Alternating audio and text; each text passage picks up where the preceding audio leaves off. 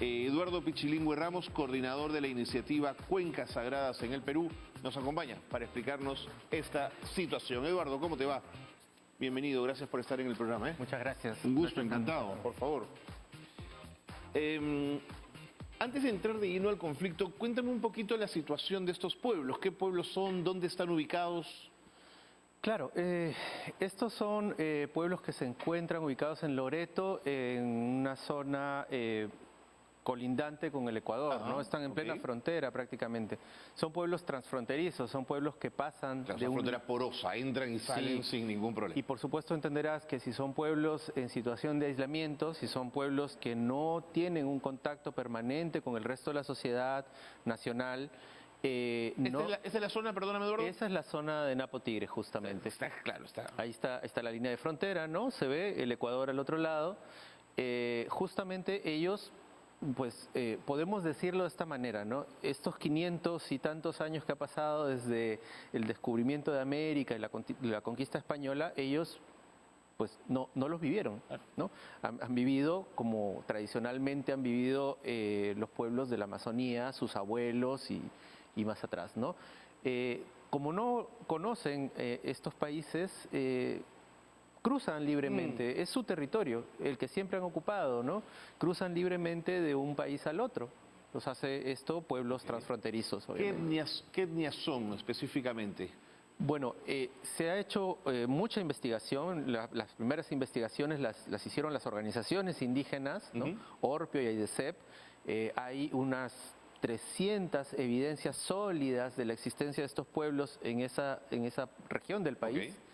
Y posteriormente, hace poco, se hizo una investigación encargada por el Ministerio de Cultura, en que se han encontrado más evidencias aún, y esto ha dado paso justamente a el reconocimiento de la existencia de estos pueblos. Son los pueblos Taushiro, Aewa, Tagaeri, Taromenani y Zápara, ¿sí? Que han sido reconocidos el día de hoy por el decreto supremo 010 del 2022 del Ministerio de Cultura, ¿no?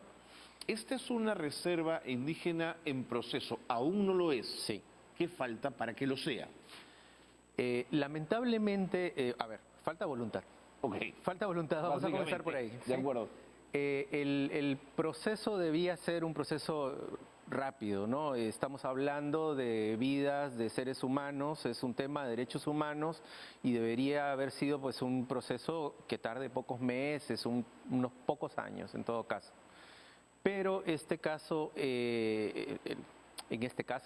la organización indígena inició el proceso, dio el expediente al Estado peruano en el año 2003. Entonces estamos hablando que han pasado 19 años. Sí, prácticamente 2 décadas en que se ha demorado pues el Estado peruano en culminar el primer paso. Todavía no tenemos la reserva. No puedo creerlo, ¿no? Lo que se ha logrado hasta ahora es el reconocimiento de la existencia de estos pueblos. ¿Sí? Todavía falta determinar cuáles son sus territorios y declarar eso reserva, ¿no? O sea, esos territorios protegidos. En esa zona del mapa que hemos visto se han asignado 2 lotes petroleros, 39 y 67, corrígeme los números si me equivoco. Exactamente. ¿A qué empresa se les han concesionado esos lotes? Esos lotes petroleros están en poder de la empresa Perenco. Perenco es una empresa francesa, es una empresa que, bueno, hemos estado nosotros investigando un poco los antecedentes de la empresa, pues ha tenido en otros países... sí, no ahondemos mucho en eso, pero es una empresa, bueno, más allá de cualquier cosa, la actividad petrolera, podemos entender que la actividad petrolera, al ser una actividad industrial, ¿no?, que demanda de mucha maquinaria, que además esta maquinaria produce ruidos estridentes, que causan una contaminación sonora, sobre todo eso, porque tú te puedes imaginar lo que es para un indígena aislado, que no ha escuchado motores nunca, tener el sonido permanente de un motor, de un generador, de un taladro, de una bomba, funcionando las 24 horas del día, los 365 días del año, algo que se puede escuchar a muchos kilómetros. Entiendo. Imagínate lo que es eso en términos de estrés primero. Y ahora imagínate, cuando te digo, los pueblos indígenas aislados son dependientes del medio en el que viven. Son pueblos que para los investigadores son considerados pueblos ecosistémicos. Están fusionados con su Tienen una relación, claro. tienen una relación muy, muy cercana con su entorno, lo que los hace interdependientes. El entorno también depende mucho de ellos, porque esa selva es una selva antrópica, es una selva que ha tenido una influencia de estos pueblos y ha generado ciertas características, cierta biodiversidad asociada a la utilización de los recursos de estos mismos pueblos, ¿no? Entiendo. Y en este contexto, la empresa petrolera plantea una acción de amparo para evitar que esto se convierta en reserva. Precisamente. ¿Qué le importa a la empresa que sea reserva? ¿Es que sus lotes ya no te podrían operar? ¿Es que tendrían que salir de la zona? ¿Es que dejarían de ser concesión? No, bueno, primero comencemos por el hecho de que resulta, no hay otra palabra, creo, inverosímil el hecho de que una empresa privada, una empresa petrolera, inicie una acción de amparo contra el Estado que es responsable de la protección de esos pueblos, ¿no? Hay una ley específica, la ley Piazzi, que hace que le genera una responsabilidad al Estado en la protección de estos pueblos, ¿no? Es una aspiración judicial a dejar sin derechos a un pueblo, ¿no? Exactamente. Es increíble, ¿no? Exactamente, ¿no? Y claro, la empresa siente que se están vulnerando sus derechos, podría ser que en el futuro tengan aspiraciones a expandir la actividad más allá de los lotes que tienen en este momento. Pues suponemos que es eso, ¿no? No, pero perdón, Eduardo, si las dinámicas sociales y políticas de un país establecen que ahí hay una reserva y antes habían derechos o concesiones para explotación petrolera, habrá algún nivel de resarcimiento, el Estado, no sé, les dará otros lotes, pero aquí hay que cumplir las decisiones del Estado peruano, no hay más que discutir. Debería ser así, yo estoy totalmente de acuerdo contigo, debería ser así. Pero no sucede eso, ¿no? Los intereses extractivos, la generación obviamente de fondos, recursos, ¿no? A manos privadas, muchas veces generan presiones muy fuertes, ¿no? Hay que decirlo así, no creo que no es algo tampoco oculto para nadie, ¿no? Hay intereses, seguro, hay intereses de grandes empresas que están muy conectados a esto, ¿no? ¿Y en qué consiste, mirando esta imagen extraordinaria del bosque amazónico, en qué consiste, Eduardo, la iniciativa de las Cuencas Sagradas de la Amazonía, creada en el 2017 por organizaciones indígenas y por sociedad civil peruano-ecuatoriana? La iniciativa Cuencas Sagradas, que de hecho ahora estamos yendo un pasito más allá, le estamos llamando Alianza de las Cuencas Sagradas, porque es eso realmente, es una alianza de organizaciones indígenas, donde las organizaciones indígenas del Perú y las organizaciones indígenas del Ecuador, las del norte del Perú y de la Amazonía ecuatoriana, se han unido para proteger sus territorios. ¿Y por qué? Bueno, básicamente porque sus territorios para ellos son indispensables, son sagrados.